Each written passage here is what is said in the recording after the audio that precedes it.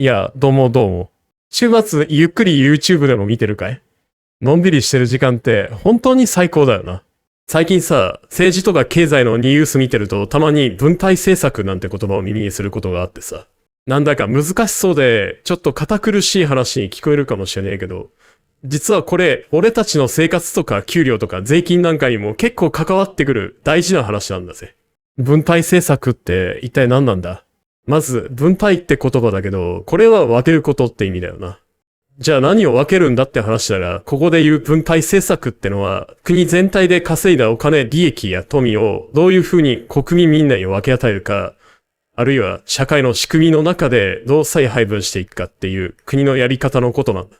考えてみてくれよ。日本っていう国全体で企業が頑張って物を作ったりサービスを提供したりして稼いだお金、国内総生産 GDP ってやつだな、があるだろう。その稼いだお金がどんな人たちのところにどれくらいの割合で回っていくのが良いのかっていうのを国が考えていろいろなやり方で調整しようとするのがこの分配政策なんだよ。なんでそんな分配が必要なんだ？稼いだもんは稼いだもんの好きにすればいいじゃんって思うかもしれねえよな。でもな、世の中っていろんな人がいるだろう。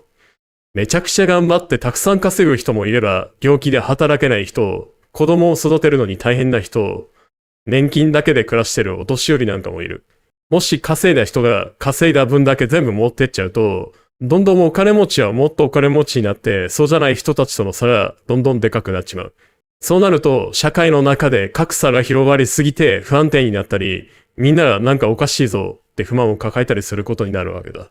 だから国はちょっと待てよって言って、税金とか社会保障の仕組みを使って、お金持ちから多めに税金を取って、それを困ってる人たちに回したり、医療費の負担を軽くしたり、教育にお金を使ったりするんだ。これがまさに分配政策の大きな柱なんだよ。俺たちの生活にどう響くんだ？この分配政策が俺たちの生活にどう関わるかって話だけど、結構影響があるんだぜ。1、税金や社会保険料。例えば、給料から引かれる所得税とか住民税、社会保険料なんかも、この分配政策の一部なんだ。所得が多い人ほどたくさん税金を払って、そのお金が困ってる人たちの支援とか、俺たちの医療や年金に使われるって仕組みだよな。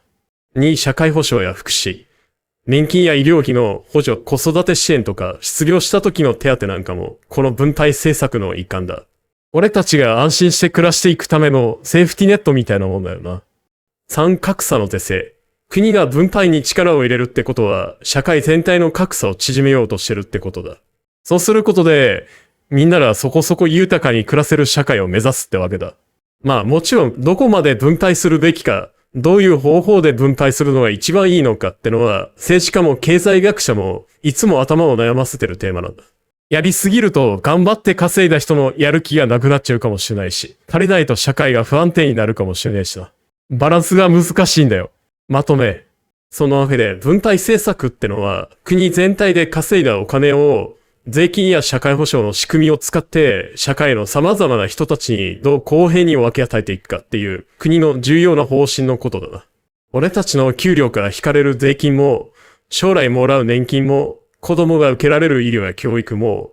全部この分配の考え方がベースになってるんだ。群馬に住んでる俺たちだって当然無関係じゃねえ話だ。もし YouTube 見てて、政治とか経済のニュースなんかでこの言葉を耳にしたら、あれは国がお金をどうやって国民に配分してるかの話か、くらいに思っておくと、世の中の動きがちょっと面白く見えてくるかもしれねえよ。まさか国が俺たちの稼ぎをどう配分するかなんて考えてるなんて面白い話だよな。